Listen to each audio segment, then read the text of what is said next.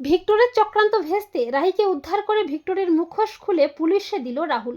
হ্যাঁ বন্ধুরা, আমরা এমনটাই দেখতে পাবো শুধু তোমারই জন্য ধারাবাহিকের আগামী পর্বগুলোতে।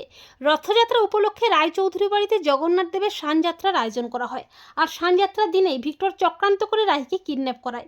অপরদিকে রাহি বাড়ি ফিরে না আসায় রাহুলের মা রাহিকে বলে রাহি রায়চৌধুরী বাড়ির যোগ্য বউ নয়। তবে রাহুল রাহির বিপদ বুঝতে পেরেই অনুমাদের মতো ছুটে যায় রাহিকে বাঁচাতে। রাহুল তন্ন তন্ন করে রাহিকে খুঁজতে থাকে। রাহুল বিভিন্ন জায়গায় খোঁজ খবর করে সিসিটিভি ফুটেজ চেক করে শেষ পর্যন্ত গুন্ডাদের ডেরায় পৌঁছে গিয়ে গুন্ডাদের আচ্ছা করে রাম ধোলাই দিয়ে রাহিকে উদ্ধার করে। গুন্ডাদের কাছ থেকে রাহুল জানতে পারে ভিক্টরই রাহিকে কিডন্যাপ করিয়েছে। রাহুল প্রচণ্ড ক্ষেপে গিয়ে রাহিকে নিয়ে বাড়ি ফিরে এসে ভিক্টরকে ঘাড় ধরে বাড়ির সবার সামনে এনে বেদম ধোলাই দিয়ে ভিক্টরের মুখোশ খুলে বলে এই ভিক্টর দাই রাহিকে কিডন্যাপ করিয়েছে। গুন্ডারা ধোলাই খেয়ে সব সত্যি স্বীকার করেছে। তোমার মতো ক্রিমিনালকে আমি পুলিশে দেব। রাহির কোনো ক্ষতি করার আগে তোমাকে এই রাহুল রায়চৌধুরীর মুখোমুখি হতে হবে। আর কোনোদিন যদি রাহির দিকে চোখ তুলে তাকাও না, তোমার চোখ আমি উপড়ে নেবো। এরপর রাহুলের প্ল্যান মতো পুলিশ এসে ভিক্টরকে অ্যারেস্ট করে। তো বন্ধুরা, তোমরাও এটাই চাও তো যে ভিক্টরের চক্রান্ত ভেস্তে দিয়ে রাহিকে উদ্ধার করে ভিক্টরের মুখোশ খুলে যেন পুলিশে দেয় রাহুল?